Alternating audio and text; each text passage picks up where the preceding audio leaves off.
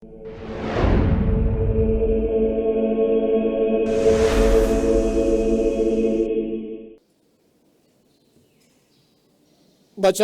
pertama yang baru saja kita dengar hari ini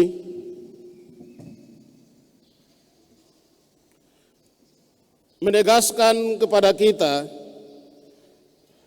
bahwa Musa memberi petunjuk kepada umat Israel bagaimana harus mengasihi Tuhan Allah dengan sepenuh hati, dengan sepenuh jiwa. Umat Israel harus mengimani Allah, penyelenggara hidup mereka. Tanpa Allah, orang Israel adalah budak, manusia yang tidak merdeka, manusia yang terpenjara karena bangsa-bangsa lain. Musa menegaskan kepada umat Israel bahwa Tuhan itu harus dipuji, disembah dengan persembahan-persembahan yang unggul, persembahan-persembahan yang terbaik. Itu yang kita dengar dalam bacaan pertama. Sedangkan dalam bacaan kedua, kita mendengar tentang bagaimana harus hidup mengakui Tuhan tidak hanya cukup dengan mulut saja, dengan lidah saja, di dalam hati, tetapi pengakuan Tuhan, pengakuan akan kerahiman Tuhan, akan kemahakuasaan Tuhan harus ditindaklanjuti dengan perbuatan-perbuatan yang konkret. Sedangkan dalam bacaan Injil yang hari ini saya mau memberi petunjuk, memberi khotbah sedikit panjang tentang bacaan Injil. Kita dengar dalam bacaan Injil bahwa setelah dibaptis, Yesus dibawa ke padang gurun. Mengapa ke padang gurun? Pasti kita tahu padang gurun sulit kalau membicarakan padang gurun di Papua nih. Hampir semua hutan-hutan, ada pohon-pohonnya jadi hijau. Di padang gurun tidak ada pohon, yang ada jenis rumput-rumputan, pasir, kesulitan air. Karena kekurangan itu, padang gurun menjadi tempat yang baik, tempat yang bagus untuk mendidik iman, tempat pedagogi bagi siapapun yang ingin berpuasa, ingin mencari dan menemukan Tuhan. Dalam tradisi gereja, kita lihat bapak-bapak gereja, misalnya Antonius dari Mesir, mereka selalu menyingkir ke padang gurun untuk bertapa karena mereka ingin dibina, dididik oleh kerasnya iklim padang gurun supaya menjadi manusia yang sejati, menjadi manusia yang utuh, menjadi manusia yang integral. Setelah kembali dari padang gurun, Yesus langsung dicobai oleh iblis. Iblis tidak mengenal lelah untuk mencobai Yesus. Kita dengar juga dalam misalnya dalam bacaan Perjanjian Lama, banyak sekali para nabi yang dicobai oleh iblis. Dalam bacaan Injil yang hari ini kita dengar, Yesus pun dicobai oleh iblis. Ada 3 hal yang dikatakan oleh iblis kepada Yesus. 40 hari setelah berpantang dan berpuasa di padang gurun, iblis mencobai Yesus dengan 3 hal yang sungguh menembus jantung Yesus yang sungguh menantang kita, ubahlah batu ini menjadi roti. Wah, ini 40 hari sudah tidak makan, tidak minum, baru sodorkan kepada saya, coba ubah batu menjadi roti. Pasti dengan kuasa saya, bahwa saya bisa mengubah, pasti saya ubah untuk saya makan. Tetapi sekali lagi kita belajar dari Yesus, bahwa manusia tidak hanya hidup dari roti saja. Yesus betul-betul mengekang hasratnya, mengekang keinginannya, mengekang hawa nafsunya untuk menikmati makanan. Berpantang dan berpuasa adalah komitmennya. Yesus tidak mengikuti perintah iblis.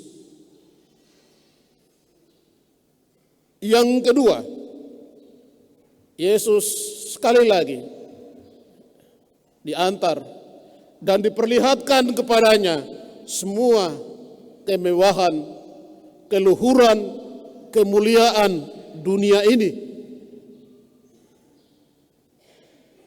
Jika engkau menyembah aku, akan kuberikan semuanya ini kepadamu. Tetapi sekali lagi, Yesus tetap komitmen, tetap teguh pada prinsipnya. Hanya kepada Allah saja semua makhluk harus menyembah. Kekuasaan, kemuliaan, keluhuran ditolak oleh Yesus. Dan yang ketiga, iblis tidak mengenal lelah untuk mencoba Yesus. Jatuhkanlah dirimu dari sini, karena ada tertulis Allah akan mengutus malaikat-malaikatnya untuk menatang engkau, sehingga engkau tidak tersakiti, hingga engkau tidak luka, tidak lecet. Tetapi Yesus juga tidak mengenal lelah untuk menjawab balik iblis. Yesus katakan, jangan sekali-kali engkau mencoba Tuhan. 3 hal ini nyata dalam hidup kita. Soal keinginan yang berlebihan. Kita hidup dalam dunia modern. HP sepanggal itu saja sudah bisa kontrol hidup kita. Sekarang orang tidak lagi belanja di pasar, tidak belanja lagi.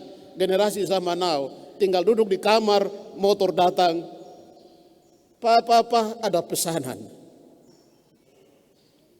Di Jakarta, di mana-mana, semua menjadi lebih murah, menjadi mudah sekali.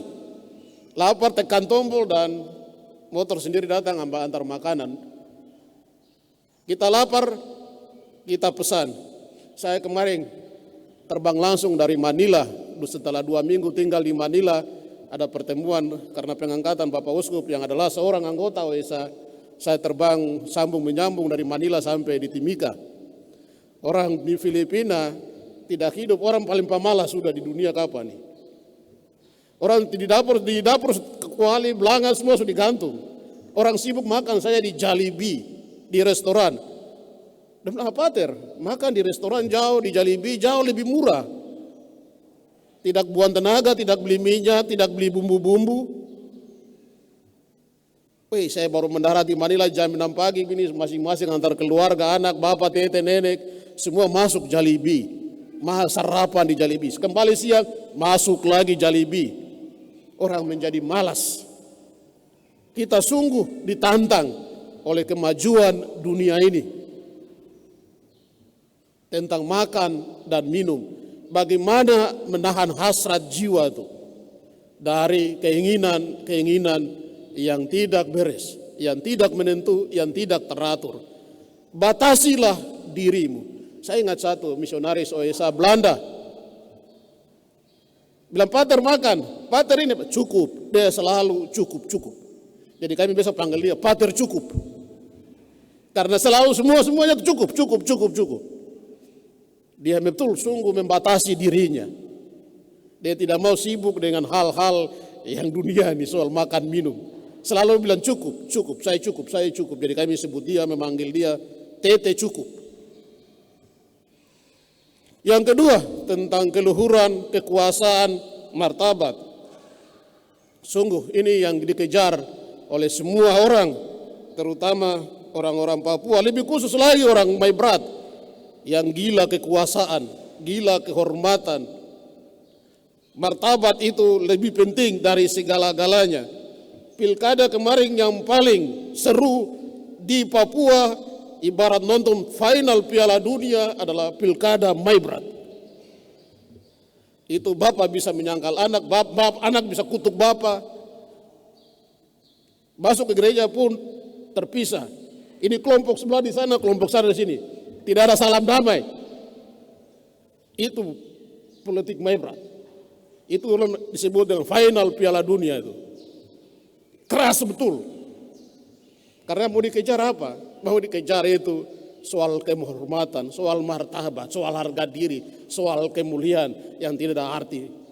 Padahal setelah jadi bupati, para calon-calon kandidat ini berbaik-baikan, berpeluk-pelukan, bergandeng tangan jalan bersama, terus akar rumput di bawah sibuk berkelahi, omong kosong semua. Barang biasa saja. Jadi jangan mengorbankan rakyat. Mentalitas inilah yang harus kita ubah. Siapapun pemimpinnya, siapapun dia diserahi mandat, tanggung jawab untuk membangun hidup bersama, untuk memajukan hidup bersama. Itu yang paling penting. Ini sekarang nampak sekali di hidup kita sehari-hari soal kekuasaan. Dengan kuasa kita bisa berbuat apa saja. Dengan uang yang kita miliki, kita bisa buat apa saja yang kita sukai, yang kita inginkan. Memang segalanya, memang uang bukan segalanya, tapi segalanya membutuhkan uang. Banyak generasi-generasi muda terbaik di tanah ini yang meninggal dalam usia-usia produktif karena terlalu banyak pegang uang, sampai lupa diri lagi, kontrol diri lagi. Kita belajar dari bacaan hari ini, Yesus menegur kita, apapun kuasa, kekayaan yang kita miliki, kita persembahkan semuanya itu kepada Tuhan. Termasuk bakat kita, termasuk potensi kita. Kita persembahkan demi kemajuan bersama, demi kemajuan gereja, demi kemuliaan Allah.